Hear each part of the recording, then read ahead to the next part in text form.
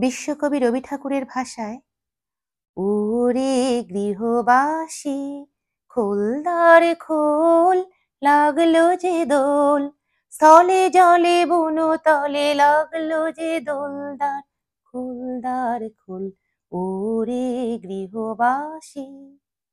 ছোটবেলা থেকে আমরা বলে এসছি, আজ আমাদের ন্যাড়া পোড়া, কাল আমাদের দোল।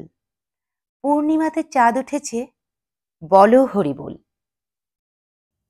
হোলিকা রাধাকৃষ্ণের প্রেম কাহিনী এবং কামদেবের আত্মত্যাগের কিংবদন্তি, হোলি উদযাপনের পিছনে পৌরাণিক কিছু কাহিনী আজ আমি আপনাদের শোনাব। রঙের প্রাণবন্ত উৎসব হোলি ভারত জুড়ে এবং বিশ্বের বিভিন্ন স্থানে উচ্ছ্বাস এবং আনন্দের সাথে উদযাপিত হয়। এটি ভারতের সবচেয়ে প্রতীক্ষিত এবং পালিত উৎসব, যা ভালোবাসা, ঐক্য এবং আনন্দের সাথে উদযাপিত হয়। ভগবান কৃষ্ণ এবং দেবী রাধার মধ্যে ঐশ্বরিক প্রেম উদযাপন থেকে শুরু করে অসুরদের উপর ভগবান নৃসিংহের বিজয় পর্যন্ত হোলি উদযাপনের সাথে সম্পর্কিত বিভিন্ন গল্প রয়েছে। দেরি না করে আসুন আমরা এই আনন্দ উদযাপনের পিছনে পৌরাণিক গল্পগুলি আরো গভীরভাবে অনুসন্ধান করি। প্রহ্লাদ ও হোলিকার কিংবদন্তি।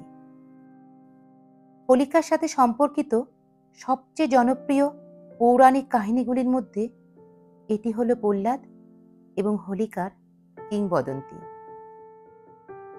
প্রহ্লাদ ভগবান বিষ্ণুর একজন ভক্ত অনুসারী ছিলেন। দৈত্যরাজ হিরণ্যকশিপুর পুত্র।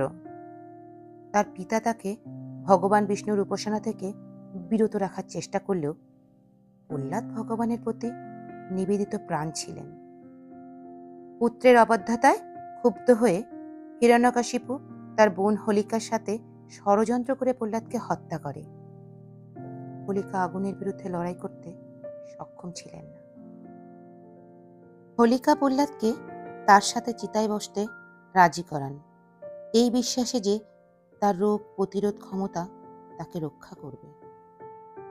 তবে এই হস্তক্ষেপে ভগবান বিষ্ণুর কৃপায় প্রহ্লাদকে রক্ষা করা হয় এবং হোলিকা অগ্নিকুণ্ডে পুড়ে মারা যান। এই ঘটনাটি মন্দের উপর ভালোর জয় এবং ভক্তি ও ধার্মিকতার জয়ের প্রতীক। এবার শোনাব রাধা ও কৃষ্ণের ঐশ্বরিক প্রেম। হোলি উৎসব ভগবান কৃষ্ণ এবং রাধার মধ্যে ঐশ্বরিক প্রেমের সাথেও জড়িত। ভগবান কৃষ্ণ, যিনি তার দুষ্টু স্বভাবের জন্য পরিচিত, তিনি তার মায়ের কাছে অভিযোগ করেছিলেন যে রাধা যখন কালো ছিলেন তখন তার গায়ের রং ফর্সা ছিল। জবাবে তার মা তাকে রাধার মুখমণ্ডলকে তার পছন্দ রং দিয়ে রাঙাতে পরামর্শ দেন। সুতরাং হোলির সময় রং প্রয়োগের ঐতিহ্য ভগবান কৃষ্ণের এই কৌতুকপূর্ণ আচরণ থেকে উদ্বুদ্ধ বলে মনে করা হয়। হোলির সময় গান, নৃত্য এবং রঙের আনন্দময় ছিটানোর মাধ্যমে উদযাপিত হয় রাধা ও কৃষ্ণের প্রেম। দেবতা এবং ভক্তর মধ্যে চিরন্তন বন্ধন এবং প্রেম ও ঐক্যের উদযাপনের প্রতীক। এবার শোনাব কামদেবের বলিদানের কাহিনী। হোলির সাথে সম্পর্কিত আরেকটি পৌরাণিক কাহিনী প্রেম ও আকাঙ্ক্ষার দেবতা কামদেবকে ঘিরে আবর্তিত হয়। হিন্দু পৌরাণিক কাহিনী অনুসারে শিবের গভীর ধ্যানের ফলে বিঘ্নিত ভারসাম্য পুনরুদ্ধারের জন্য কামদেবকে ভগবান শিবের ক্রোধের কাছে নিজেকে উৎসর্গ করেছিলেন।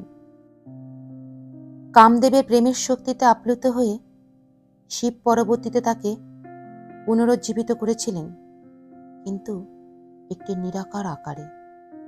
তাই হোলি উদযাপনকে কামদেবের ত্যাগ এবং প্রেম ও আবেগের পুনরুজ্জীবনের প্রতি শ্রদ্ধাঞ্জলি হিসেবে দেখা হয়। বিশ্বাস করা হয় যে হোলিতে ভগবান শিব কামদেবকে দগ্ধ করেছিলেন। তাই দক্ষিণ ভারতে মানুষ হোলির দিনে কামদেবের বলিদানের জন্য তার পুজো করে। লেখাটি ফেসবুক থেকে সংগৃহীত। হোলি উদযাপনের জন্য এই পৌরাণিক কাহিনীটি আপনাদের কেমন লাগলো আমাকে কমেন্ট করে অবশ্যই জানাবেন। যদি ভালো লাগে তাহলে শেয়ার করবেন বন্ধু বান্ধব আত্মীয় স্বজনের মধ্যে। অনুরোধ রইল আমার চ্যানেলটিকে সাবস্ক্রাইব করার জন্য।